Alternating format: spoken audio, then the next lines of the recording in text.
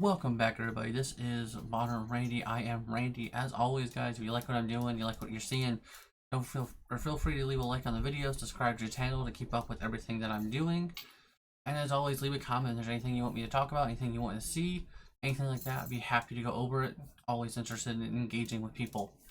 Today, we are going to talk about the Eldrazi aggro deck that has been popping up and making waves on Magic Online and putting up quite a bit of good numbers as well. So, just a quick rundown of the deck. We are playing the 8 soul lands that you get to play now. Ugin's Labyrinth was, when it was first revealed in Modern Horizons 3 spoiler season, a lot of people were super hyped on this card. It's probably one of the most hyped cards so far for the set, and it has been putting up numbers and doing work. Obviously, there's that caveat that you need to imprint a 7 cost or more spell to be able to activate it for that for the double colorless mana. But let's be real, that's not too big of a problem when you're playing Eldrazi. Eldrazi is known for being large creatures. So we have the Eldrazi's Labyrinth as a 4 of. We have 4 Eldrazi Temple, again being able to power out your spells a lot earlier, being able to cast turn 2 Thought-Knot Seer has always been considered a great way to do things, or being able to cast your 3 drops on turn 2. Or even your 2 drops on turn 1 here is just a huge thing. And of course, we're running 4 Cavern of Souls and 4 Secluded Courtyard. Really, those are just there for one, the uncounterability with Cavern of Souls is being able to laugh at your Jeskai opponent's face, and then of course being able to add the color mana that you need, really just for the line breaker here in the main deck and some cards in the sideboard. And then we're playing 1 mountain, 1 forest, 1 waste, 3 chromatic vistas to go get all 3 of those, and then 1 gemstone cavern here, just because what's better than 2 mana on turn 1, 3 mana on turn 1. And then we're running 2 dismembers here, just because as one of our catch-alls for any of the creatures we're trying to deal with, anything like that. And then we start our curve off basically at 2. So we're playing Eldrazi Mimic. Yes, folks, Eldrazi Mimic is back. I know we thought this card has pretty much died off since Eldrazi Winter, way back when you were able to cast these things for free with Eye of Ugin. But nope, turns out being able to cast this on turn 1 makes it a playable card again, and now we have 8 ways to do it, makes it way more consistent. So we have Eldrazi Mimic that we're running here just to help power out and be faster than our opponent. Then we have It That Heralds the End. You're really playing this for just the fact that it says yellow colorless creatures you control get +1/+1. The making your spells that cost 7 mana or 1 less doesn't really come up that often. It's come up in some games, and you'll see it come up, over the course of like multiple leagues, multiple games, and things like that. But you're really just there is it's a lord effect essentially is what we're using It That Heralds the End for. It makes sense, especially when we look at our 3 drops here with the Glaring Fleshraker. A little bit of a challenge. It's a 3 mana 2/2. Whenever you cast a colorless spell, you create an 0/1 Scion, and then whenever a colorless creature enters the battlefield under your control, it deals 1 damage to each opponent.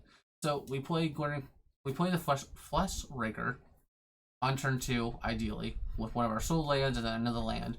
And then turn 3, we play any of our colorless creatures. So we'll get a Scion, trigger, deal a damage, and our creature comes into play, deals a damage. So we get to do extra 2 damage for every colorless spell that we're playing, which is basically all of them besides our dismembers. So this really helps power out that damage, helps do a lot of things, and then with It That Heralds the End, it makes our 0/1 Scions into 1/2 Scions that can then attack as well. So it's kind of a little combo there together. And then of course we have the Eldrazi line breaker. I know when I first saw this card, I thought this was going to put Eldrazi Tron back on the map, or Eldrazi aggro back on the map. This card alone I thought was going to do a lot of work, because it kind of fixes the problem with Eldrazi as a whole. So it is a 3 mana spell, 1 a colorless and a red, 3/3. It is the void, so it has no color. It has trample itself, and then beginning of your combat on your turn, target creature you control gains haste and +X/+0, or until end turn, where X is the number of Eldrazi you control. So that is huge, because now it turns all of our plays continuously moving forward into haste threats, and our creatures are already large and in charge. So on top of making all of ourselves already large, you can just pump itself even to give it, because it has trample, so just having like 1 or 2 creatures out there turns this into a 6/3 or bigger. things like that. Just a huge thing. And then of course we're playing Thought-Knot Seer. This card's been a staple in the Eldrazi temple decks since the card got printed. No surprise that this card is seeing play. Not much to say about it. Same thing with Reality Smasher. Only the 2 of them, notably. Trample, haste, and then when you want to target, you have to discard a spell. 5/5. Not hard to understand why it's seeing play. Then one of the new spells here, the Eldrazi, or Kozilek's command, which is Eldrazi in itself. So your temples help cast this, and then it's just a very versatile command as well. So we either get to make X101 tokens or spawns. X1 spawns. Or we scry X and then draw a card, or we exile a creature with mana value X or less, or we can exile graveyard or cards from the graveyard. Just overall really versatile, helps deal with the problematic Titan that's floating around, helps clear the way, helps us dig when we're top decking. It's a great little top deck card, especially being able to remove their threat and then draw into your threats, things like that. Makes perfect sense why we're playing this. Like I said, it is also a tribal, or kindred is the new way they do tribal now. Tribal has been retired for whatever reason Wizard told us. So now it's kindred instead, but it's still the tribal thing. So that way, your Eldrazi temple then still tap for 2 to play for this, and then for 2 colorless and X, you get to do a whole bunch of different great things. And then we're playing 2. All this does is another good board wipe, and as a way to trigger for Ugin's Labyrinth. You need those 7 mana or higher cards to be able to imprint underneath this to make your Labyrinth into a good spell. And then we're also playing the Dull Drifter as well.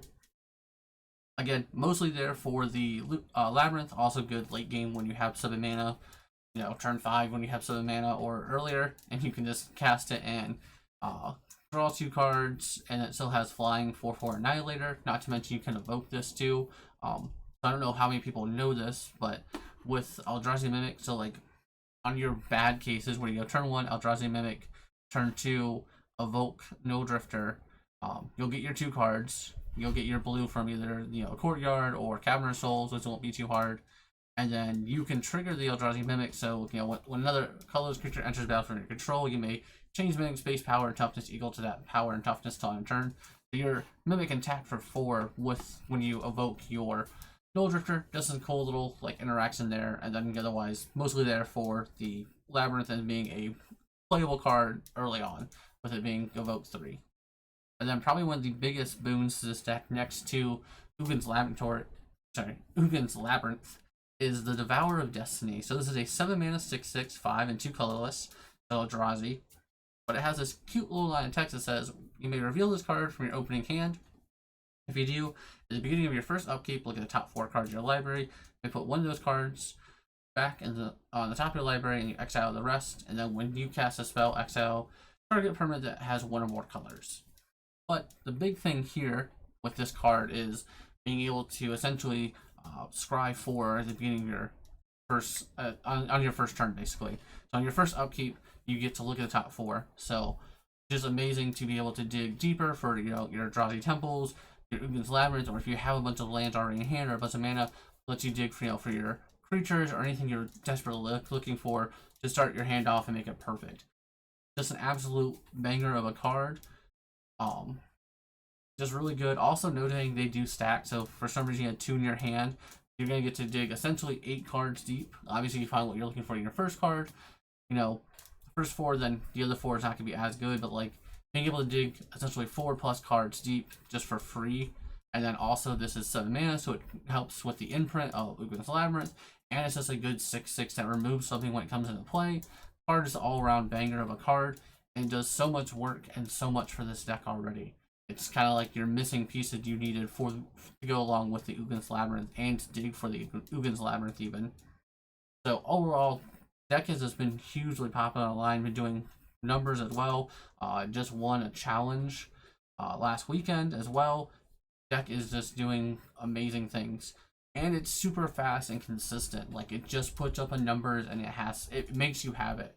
I know as a Jeskai player, This is not a deck that I think is unbeatable by any means, but it is a deck that makes you have your energy spells fast and makes you have your brass even faster.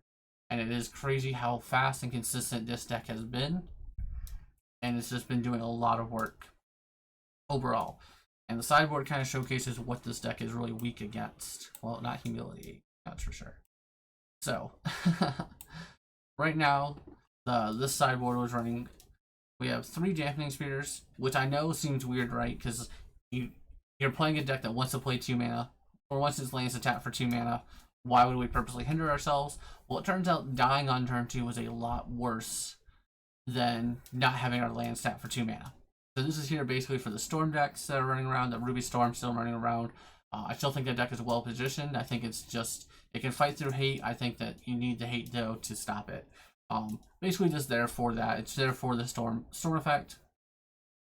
We have Chalice of the Void because there is a whole bunch of decks running around with 1 mana spells. So being able to go Unga's Labyrinth on turn 1, Chalice of the Void for 1 on turn 1 is huge.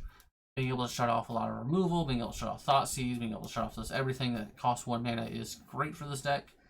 We have 1 Gemstone Caverns to go along with our one that's in the main. That way we can be a little bit faster, a little bit more consistent, especially when we need to have that Chalice of Void on 1 or the Dampening Sphere on 1. Just being able to consistently hit those numbers. We have 1 more Always Dust there for like the aggro matchups. I imagine it's there for anything that's going up the board.